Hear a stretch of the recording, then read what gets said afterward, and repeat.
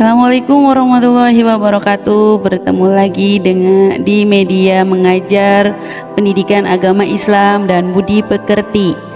Oke, kali ini yaitu materinya tentang di bab 1 ini ya, materinya tentang Al-Quran dan hadis sebagai pedoman hidup. Ini untuk kelas 7 ya, materi kelas 7 yang akan dibahas di pertemuan kali ini, yaitu tentang yang pertama, yaitu bab 1 tentang Al-Quran dan hadis sebagai pedoman hidup ya. Jadi kita sebagai umat Islam ya harus mempunyai pedoman hidup atau acuan untuk kita menjadi seorang yang beriman dan bertakwa ya. Oke, bab 1 ini tentang Al-Quran dan hadis sebagai pedoman hidup. Kemudian Al-Quran merupakan pedoman hidup umat Islam yang selalu digunakan hingga akhir zaman. Selain Al-Quran yang menjadi pedoman, ada hadis-hadis Nabi yang menjadi pendukung dari penjelasan Al-Quran. Oke, next. Dari Quran surat An-Nisa ya. Di sini bahwasanya wahai orang-orang yang beriman, taatilah Allah dan taatilah Rasul Muhammad dan ulil amri, pemegang kekuasaan di antara kamu. Kemudian jika kamu berbeda pendapat tentang sesuatu, maka kembalikanlah kepada Allah, Al-Quran dan Rasul sunnahnya. Jika kamu beriman kepada Allah dan hari kemudian, yang demikian itu lebih utama bagimu dan lebih baik akibatnya. Nah, itu adalah surat An-Nisa ya, yang tadi dijabarkan.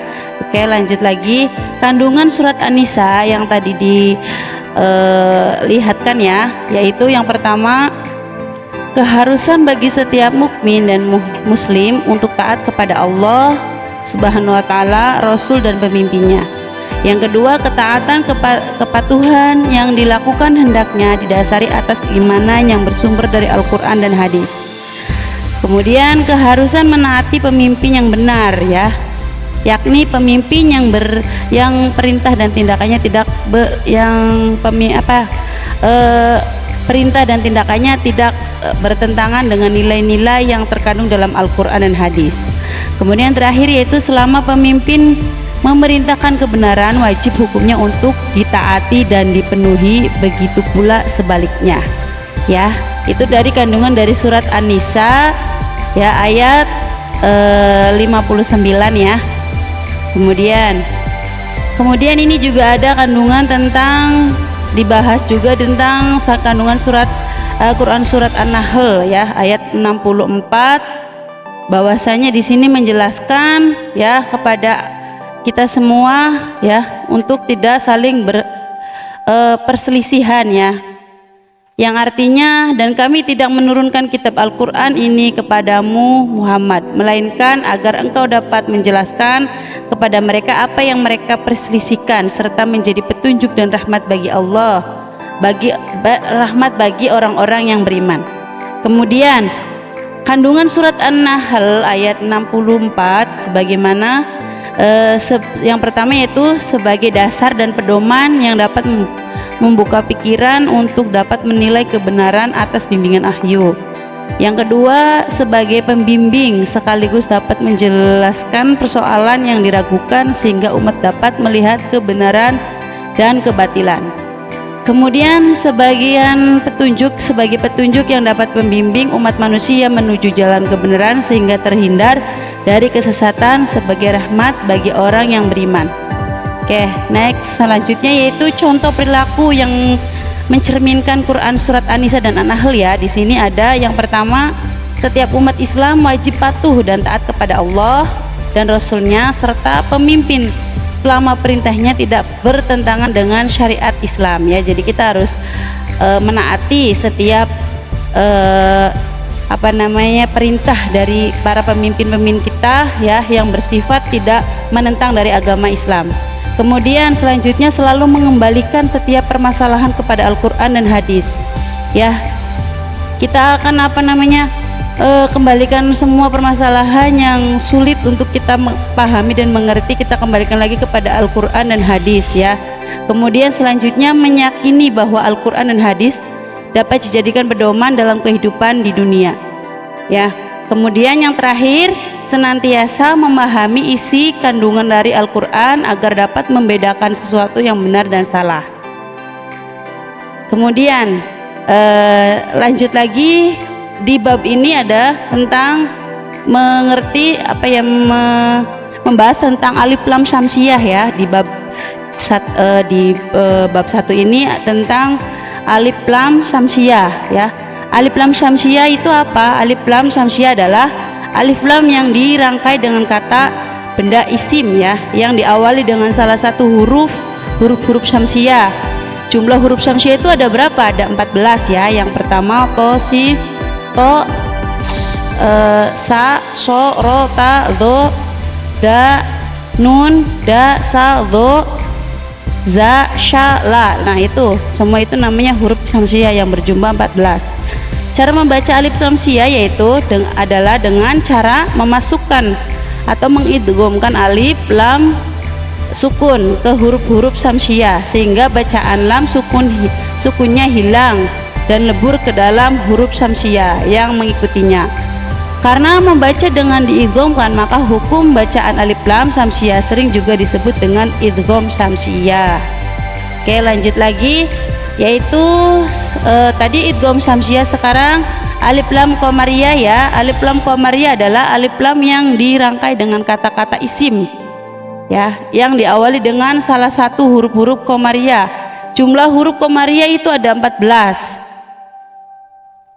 Berarti tadi yang tidak termasuk di huruf syamsiyah itu masuknya ke qamariyah ya, seperti a, ba, gho, ha, ja, ka, wawu, kho, fa, ain, o, ya, mim, ha ya. Cara membaca alif lam qamariyah harus seperti apa? Yaitu jelas atau idhar ya, yakni tetap terlihat bacaan lam sukunnya.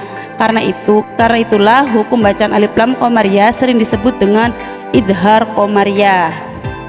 Oke, selanjutnya yaitu tentang pengertian hadis ya. Hadis ya, secara bahasa artinya al-jadid. Apa itu al-jadid? Yaitu artinya sesuatu yang baru. Menurut para ahli hadis, hadis merupakan segala perkataan atau sabda, perbuatan, hal ihwal, kejadian, peristiwa, masalah, dan ketetapan lainnya yang disandarkan kepada Nabi Muhammad SAW. Kemudian dari definisi tersebut dapat kita pahami ya, bahwa hadis adalah segala perkataan dan perbuatan yang mencangkup seluruh peristiwa, kejadian, dan masalah serta ketetapan lainnya yang disandarkan kepada Nabi Muhammad SAW. Nah, ini bentuk hadis ya. Ada hadis qauli, hadis fi'li, hadis takrir. Kemudian kualitas hadis ya, ada hadis sahih, hadis hasan, dan hadis dhaif ya. Di sini ada pengertiannya. Kalau hadis sahih itu apa?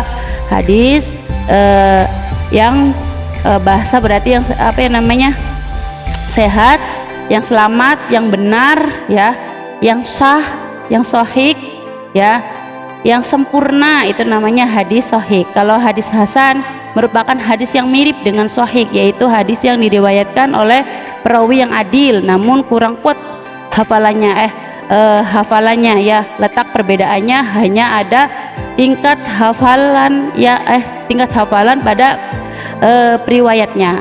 Kemudian kalau hadis dhaif secara bahasa berarti hadis yang lemah, yang sakit, atau yang tidak kuat ya, cara istilah ya. Kemudian selanjutnya fungsi hadis itu ada fungsinya: satu, bayan takrir, bayan tafsir, bayan tasyrih, bayan tabdil, dan selanjutnya ya.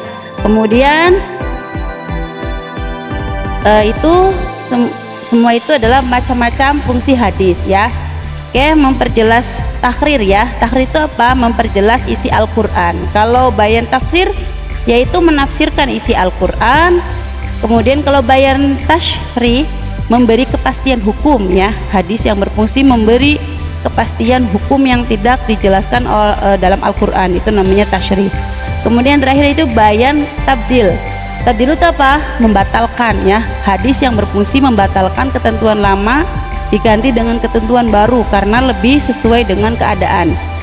Bayan tafdil disebut juga bayan nasyah, yang artinya menghapus ketentuan lama diganti dengan yang baru. Oke, itu semua adalah PPT ya, dari